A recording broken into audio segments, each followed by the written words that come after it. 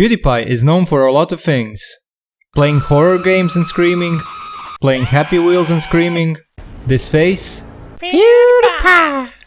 This picture, the Subwar with T series, meme review, we'll stop here, you get the point. But have you ever thought of PewDiePie as a modern philosopher? Would you believe me if I said that PewDiePie emanates the same spirit as that of classical philosophers? Watch the video and find out why. Also, 420% of people that watch my videos are actually subscribed, so make sure you subscribe to this channel.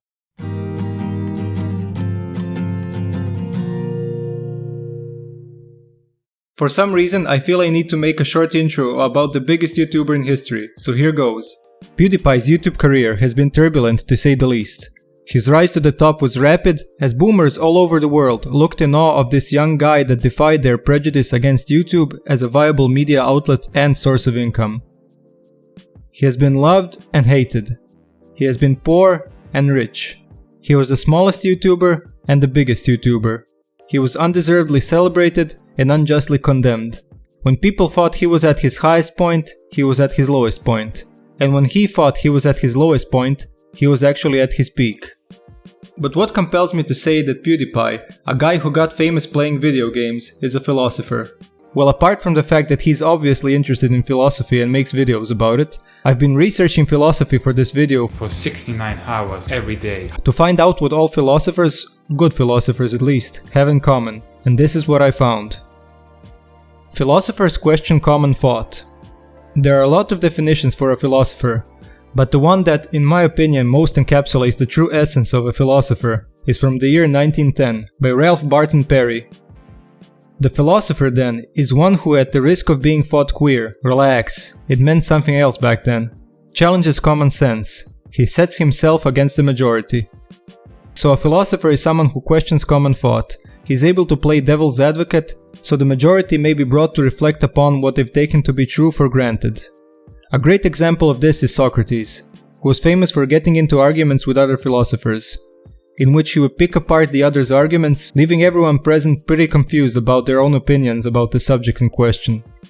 While PewDiePie never faced off any philosophers in a battle of wits, he has questioned general belief on several occasions, most notably in the Tati-James Charles feud, where he was the only one impartially covering the story in Pew News. If you're not familiar with the Tati-James Charles feud, you're better off not knowing anything. All you have to know is that James Charles was unfairly ripped apart by the majority, and only PewDiePie was willing to question the views of the majority. I know I referenced the James Charles scenario a million times already, but when I looked at that, I couldn't make sense of why everyone was canceling James over something so trivial, and allegations that were not proven at that point. But the problem is, when you get a big group very worked up, no one wants to come in between and say no, because then they'll jump on you. A few years ago, PewDiePie was more of an edgy contrarian. Nowadays, he's more like Socrates, unbiased and detached, just as a philosopher should be. Second, philosophers question themselves. Other than questioning others and their beliefs, philosophers question themselves the most. The Stoics are an instance that comes to mind when you think of modesty and questioning oneself. I don't think there was ever a time when PewDiePie wasn't modest, but over the years he has grown up and developed sort of a hesitance to judge others and rather question himself instead. Yeah, a lot of people were like, oh, it's fine, I would have gotten pissed too, but I didn't like how I reacted. It doesn't seem like anyone's making a big deal, but I didn't like the way I acted about it. I shouldn't have gotten so mad about it. I should have just laughed about it. So, I'm sorry. Like, I don't mind talking to fans. I like doing that. But not when it's intruding on my own space. Does that make sense? Being in the spotlight and in the midst of several controversies has taught him humility and the value of silence. PewDiePie has grown tired of the public eye and he doesn't take himself too seriously, which allows him to question his own thoughts and perceptions. Just like a philosopher. Checkmate. And last, philosophers have an audience. Kind of obvious, but you can't well be a philosopher if you haven't got anyone to listen to your ideas. Throughout history, the ideas that philosophers would present would be written down by themselves or their students, for example like Plato did for Socrates. It's ironic that, however many followers the average classical philosopher had back then, it can't compare to the immensity of PewDiePie's following on YouTube now.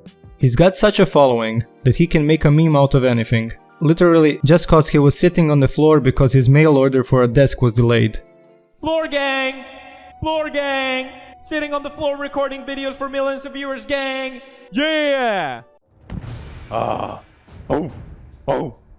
gang, floor gang, He caused a Minecraft revival just because he felt like playing Minecraft. So I think it's safe to say that PewDiePie has a large influence on his subscribers.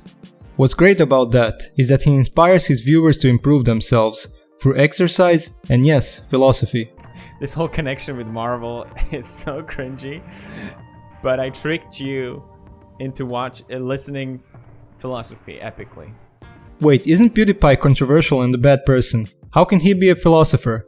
Okay, I'll admit that he isn't the best neighbor in the world.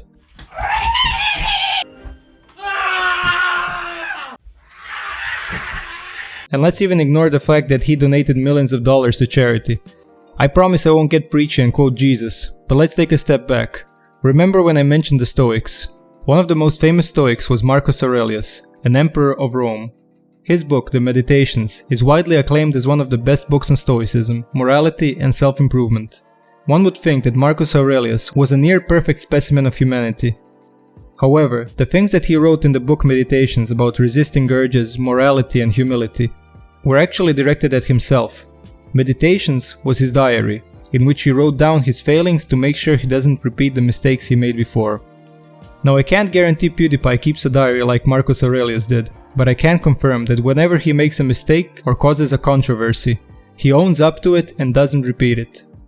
Being in the position I am, I should know better. I know I can't keep messing up like this. And I owe it to my audience and to myself to do better than this, because I know I'm better than this. The point that I'm trying to make is that if you think you're a good person, you're probably not.